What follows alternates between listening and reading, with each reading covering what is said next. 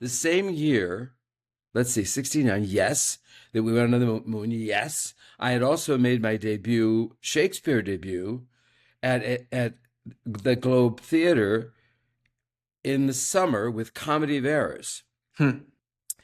which, by the way, had in it Christopher Walken, Yeah. Seda Thompson. I mean, unbelievable people. And my lover at the time was playing the comedy lead opposite Chris, Jimmy Whittle. Rest his heart. Yeah. And he he was in a production, Richard Easton's production of Julius Caesar, where he had fallen on a knee and he had an enlarged bursa. And after the opening performance, did I ever tell you this? Yeah. It's one of my favorite stories. It's Keep going. great. Yeah, It's yeah. a great. It's a great such story. a good story. Yeah. Great Yeah. story. So, hold on, just opening. let's just set the table real quick so everyone listening really understands. So Okay. this is 1969. It's your first year you directed on Broadway. This is also the first time you're directing Shakespeare, Comedy of Errors. At San Diego at the Old Globe. Okay.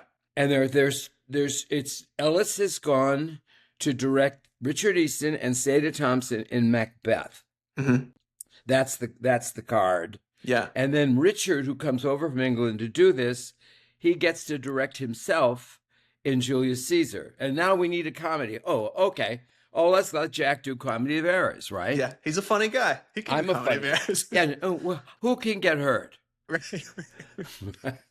So also I have Bob James doing the score. I mean, and I have that beautiful company. Yeah. So the hit. Guess what the hit of the summer is? Right.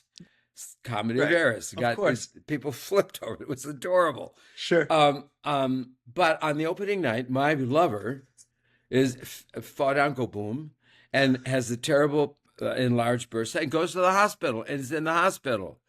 And the next night, who's going to play with Chris Walken? There are no understudies. This is summer Shakespeare. No. So they look at me and they said, "Can you do it?"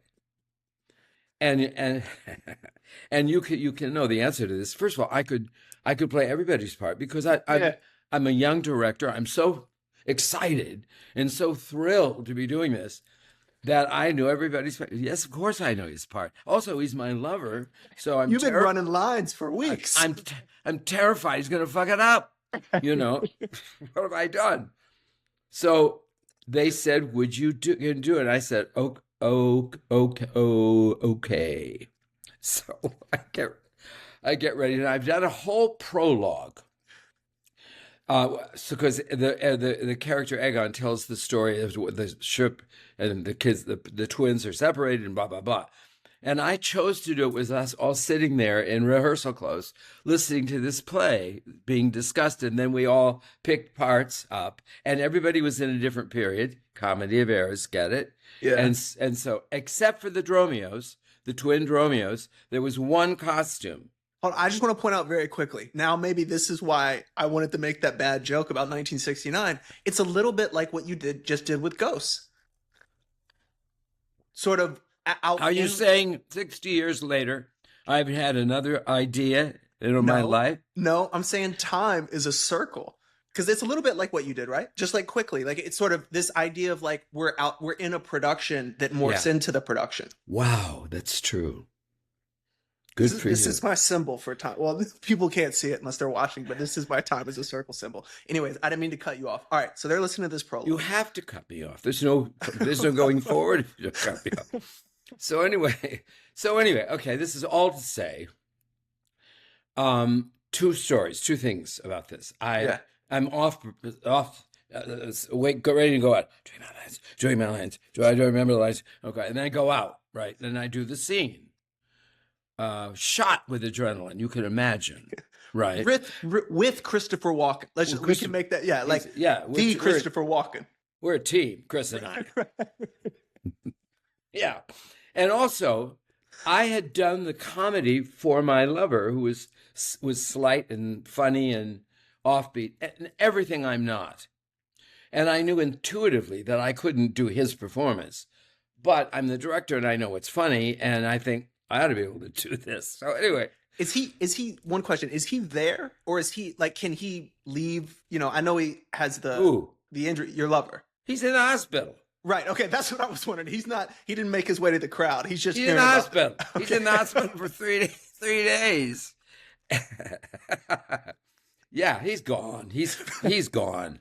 The stage is yours, man. Stage is mine. So I think I better say something. So I go out to the audience before the show starts, and I introduced myself, and I said, "This is unfortunately what we have tonight. I'm your Dromio," right?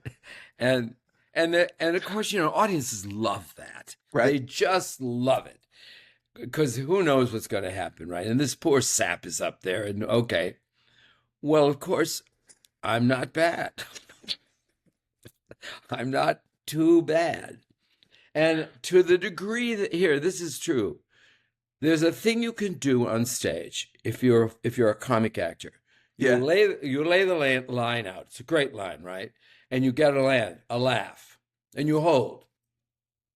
And then you do a sort of shift.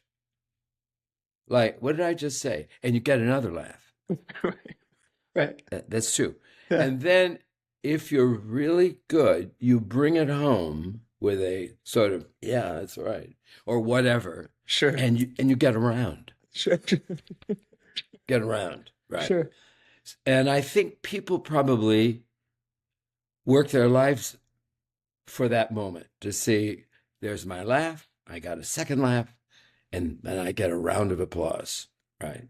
I did it every night. Every night.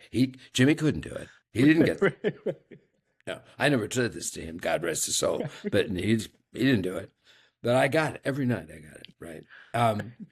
Right. And when it was happening, when I was holding and getting the round each night, I was thinking to myself actively, this is what actors live for. And I'm not enjoying this at all. I do not like doing it. Wow. I'm not happy here. Yeah. I love the discovery. I love doing it for somebody else. But this is not fulfilling for me. I'm not an actor.